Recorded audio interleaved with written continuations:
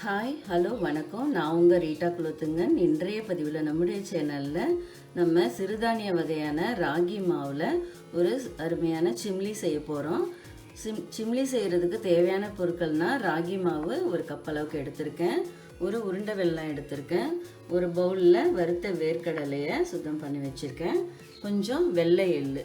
இதை நம்ம வெள்ளத்தோடு சேர்த்து ஸ்வீட்டாக மாற்ற போகிறோம். பொடி பண்ணி பார்த்திங்கன்னா ராகி சிம்லி செய்கிறதுக்கு நம்ம இந்த மாவில் கொஞ்சம் சால்ட்டு சேர்த்து நம்ம வெறுமனே தண்ணி தெளித்து பிசைஞ்சு அடை மாதிரி சுட்டு ஆறின உடனே மிக்சியில் உதிர்த்துட்டு இந்த பொடியோடு சேர்த்து உருண்டையாக செய்து சாப்பிட்லாம். ரொம்ப சிம்பிள் டிஷ் தான். அதை எப்படி செய்யலான்னு பார்க்குறதுக்கு முன்னாடி நம்ம இந்த ராகியில் உள்ள விட்டமின்ஸை பார்த்துக்கலாம். பாருங்க, இது நிறைய கால்சியம் நிறைந்த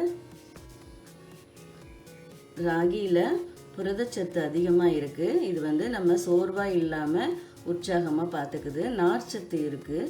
நார்ச்சத்து இருக்கிறதால இது செரிமானத்தை நல்லா தூண்டுது. நமக்கு செரிமான பிரச்சனையே இருக்காது. ராகியை நம்ம அடிக்கடி உணவில் சேர்த்துக்கிறதால மேக்ஸிமம் காலையில் சேர்த்துக்குங்க.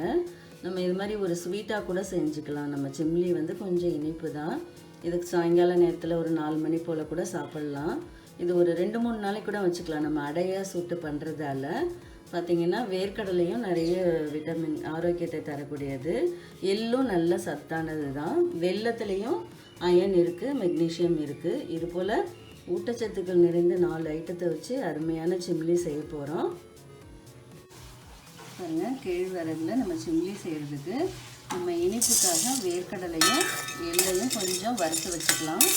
பாருங்கள், வேர்க்கடலை வறுத்து எடுத்துக்கிட்டோம். வெள்ளை எள்ளை இன்னும் கொஞ்சம் வறுத்து எடுத்துக்கலாம். எள்ளும் நிறைய விட்டமின்கள் நிறைஞ்சது. பாருங்கள், ராகி மாவு ஒரு கிளாஸ் அளவுக்கு எடுத்துருக்கோம். அதுக்கு தேவையான அளவுக்கு கொஞ்சமாக சால்ட்டு சேர்த்துக்கோங்க.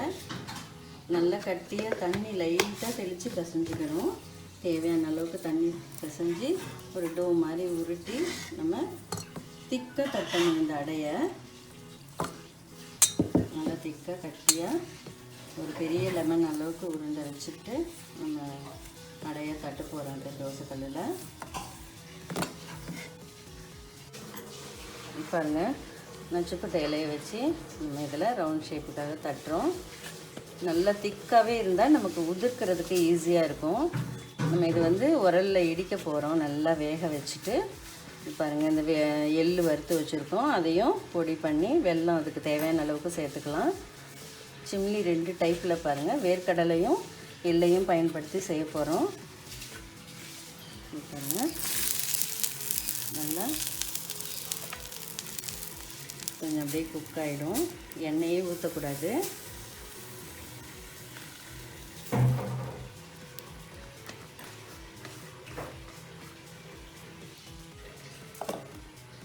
இப்போல் தட்டிடணும். நமக்கு எவ்வளோ வேணுமோ அவ்வளோ அடை தட்டிக்கோங்க. நான் ஒரு 5 அடை வர்ற அளவுக்கு பண்ணியிருக்கேன்.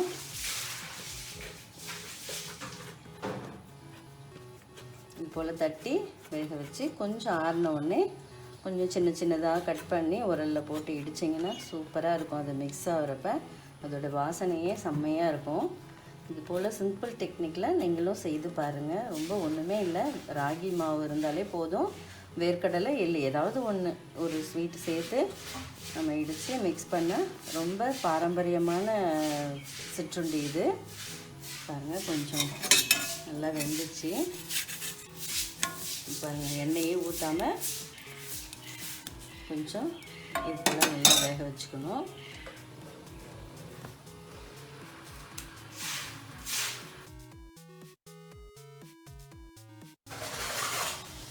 பாருங்கள், இது போல் நல்லா வெந்துருச்சு இந்த அடை. இதை எடுத்துட்டு நெக்ஸ்ட் நம்ம இதை போட்டுட்டு இந்த எட்ஜை அப்படி பிடிச்சி நம்ம எடுத்தோம்னா வந்துடும். பாருங்கள், எண்ணெய் தொடாமல் இருக்கிறதால அப்படி இருக்குது. நமக்கு அது இடிக்கிறதுக்கு எண்ணெய் இல்லாமல் இருந்தால் தான் நல்லாயிருக்கும். சில பேர் விருப்பமானவங்க புட்டு மாதிரி ஸ்டீமில் வேக வச்சு இடிச்சுக்குவாங்க ஈஸியாக. அது அந்த மாதிரி ஸ்டீமில் வேக வைக்கிறதால ஈவினிங்கே ஒரு மாதிரி அடை வந்துடும். நம்ம இது போல் அடையாக சுற்றி இடித்தோம்னா 2-3 டேஸ் தாங்கும். இது ப்ரிசர்வ் பண்ணுறதுக்கு. வெந்த உடனே திருப்பி விட்டுக்கணும். நெக்ஸ்ட் அடைக்கு தட்டிக்கலாம். நல்லா இந்த சைஸில் திக்காக வரணுன்னா கொஞ்சம் அதிகமாக மாவு எடுத்து பாருங்கள், எவ்வளோ அழகாக ஸ்மூத்தாக வருது பாருங்கள். நல்லா திக்காக கொஞ்சம் ஆறுனா நம்ம உடைச்சாலே ஈஸியாக வந்துடும். இது நல்லா உரலில் வச்சு இடித்து நம்ம சிம்லி ரெடி பண்ண போகிறோம். இது போல் எல்லோரும் செய்து பாருங்கள். உரல் இல்லைன்னா பரவாயில்ல, நீங்கள் மிக்சியிலே பொடி பண்ணிக்கலாம்.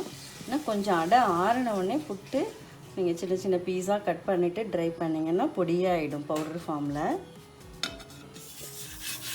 அதை வெந்துடுச்சு பாருங்கள். எண்ணெயே ஊற்றாமல் ஆல்மோஸ்ட் இது ஸ்டீம் ஃபுட்டு மாதிரி தான். இது நல்லா வெந்துருச்சு பாருங்கள். இந்த ராகி அடை நல்லா ஆறிடுச்சு. இதை நம்ம இப்படி உடச்சிக்கணும். அப்போ தான் நமக்கு அது உரலில் இடிக்கிறப்ப ஈஸியாக இருக்கும். பாருங்கள், நல்லா வெந்திருக்கு. வெறும் உப்பு தான் தண்ணி தெளித்து பிசைஞ்சோம். இது சாஃப்டாக இருக்கும். ரொம்ப முருகலாக வெந்துடுச்சுன்னா நமக்கு இவ்வளோ சாஃப்ட் கிடைக்காது. ஏன்னா நம்ம உருண்டை மாதிரி பிடிக்கணும். நல்லா மிக்சியில் ட்ரை பண்ணோன்னா நல்லா கொஞ்சம் ஈரம் இல்லாத உணர்ற வரைக்கும் கொஞ்சம் ஃபேனில் ஒரு 5 மினிட்ஸ் வச்சுட்டு நீங்கள் மிக்சியில் பொடி பண்ணிக்கலாம். நான் இப்போ பாரம்பரிய முறைப்படி இந்த ஆட்டுக்கல்லில் இடிக்க போகிறேன். நம்ம உலக்க அதெல்லாம் தேட தேவையில்லை. நம்ம அந்த குழவையாலேயே ரிவர்ஸில் இடித்தா குயிக்காக மஞ்சிரும். உலக்க இருந்தால் நீங்கள் உலக்க பயன்படுத்திக்கலாம். பாருங்கள், இது போல் கொஞ்சம் பிச்சுக்கிட்டோம்னா நமக்கு குயிக்காக இடிக்கிறதுக்கு ஈஸியாக இருக்கும். சிறுதானிய உணவான ராகி அடை சுட்டு நம்ம ஒரு சிம்லி சூப்பராக பாரம்பரிய முறைப்படி பண்ண போகிறோம். அதில் முதல்ல இந்த மாதிரி வேர்க்கடலை வறுத்து வச்சுருக்கோம். இதை உரலில் வச்சு இடிக்க போகிறோம். பாருங்கள், குழந்தைய செய்கிறாங்க. கையை எடுத்துக்கோங்க. இப்போ நல்லா இடிச்சுக்கணும். அப்படி நம்ம உலக்க இருந்தால் இடிச்சுக்கலாம். ஆனால் இது ரொம்ப சேஃப். இது கொஞ்சம் இது போல் நல்லா பொடி பண்ணி எடுத்து வச்சுக்கணும். அப்புறமா நம்ம அடை போட்டு இடிக்கிறப்ப தான், இல்லைன்னா மையாது. இது வேணும்னா நீங்கள் மிக்சியில் கூட பவுடர் பண்ணிக்கோங்க. ஆனால் இது மாதிரி பொடி பண்ணுறது நமக்கு ஒரு நல்ல டேஸ்ட்டு வரும். பாருங்கள், ஆல்மோஸ்ட் கொஞ்சம் குறைன்னு தான் வரும். ரொம்ப இடித்தோம்னா எண்ணெய் ஆகிடும். பாருங்கள், இது போல் வரும். இன்னும் கொஞ்சம் நல்ல பவுடர் ஃபார்மில் பண்ணிக்கணும்.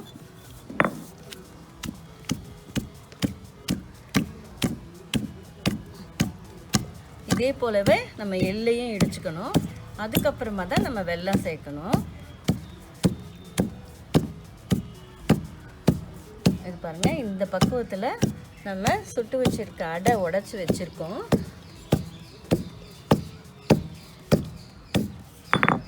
பாருங்கள், இப்போ இதுக்கு எவ்வளோ தேவையோ அந்தளவுக்கு நம்ம கொஞ்சம் வெல்லம் சேர்த்துக்கணும். கொஞ்சமாக போடுங்க, நிறைய வேணாம். வேணும்னா சேர்த்துக்கலாம். நல்லா இதையும் இடிச்சிட்டு நல்லா மஞ்சிடுச்சு.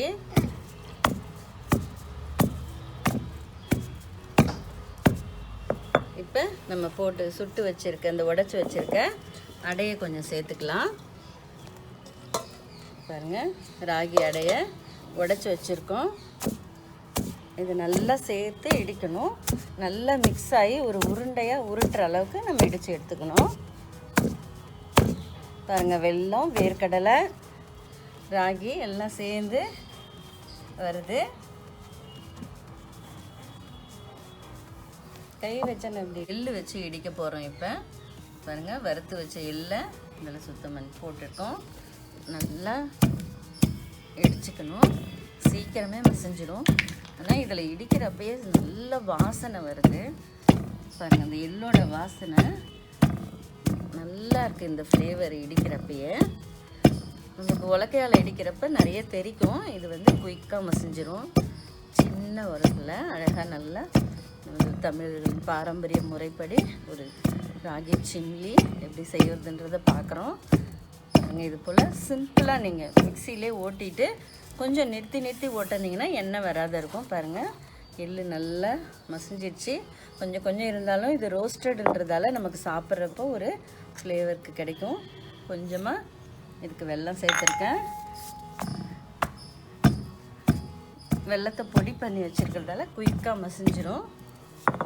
இப்போ நம்ம உடைச்சி வச்சுருக்க ராகியை அடை சுட்டு வச்சுருந்தீங்க இல்லைங்களா, அதை உடைச்சி வச்சுருக்கேன்.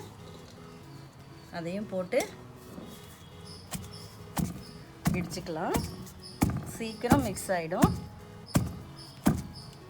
ரொம்ப நல்லாவே இருக்கும். இந்த ஃப்ளேவர் வந்து பசங்க பிடிக்கலனாலும் சாப்பிட்ணுன்னு சொல்லி கேட்பாங்க. இது போல் நீங்கள் எல்லாம் செய்து பாருங்கள்.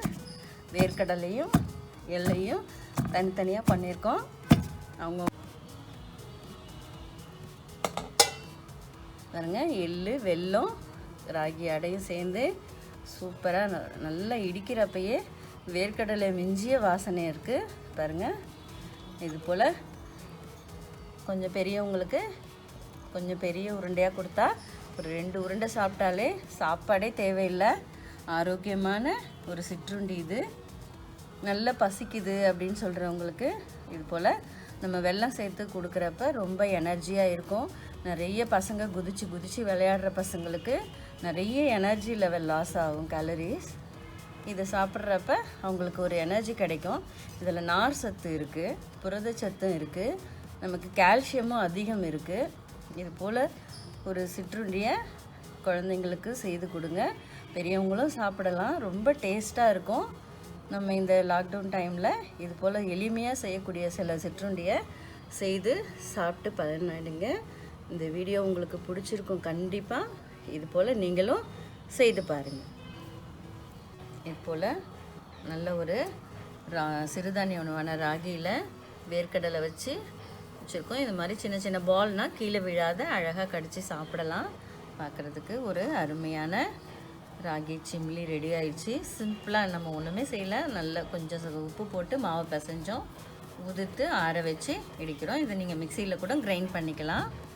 பாருங்கள், இவ்வளோ சூப்பராக ஒரு சிம்லி ரெடி ஆயிடுச்சு. இது போல் நீங்கள் விருப்பமான எள், வேர்க்கடலை யாருக்கு என்ன டேஸ்ட்டு பிடிக்குமோ அது போல் நீங்கள் செய்து பாருங்கள். இந்த வீடியோ உங்களுக்கு பிடிச்சிருந்ததுன்னா லைக் பண்ணுங்கள், ஷேர் பண்ணுங்கள், சப்ஸ்கிரைப் பண்ணுங்கள், பெல் ஐக்கானை ப்ரெஸ் பண்ணுங்கள்.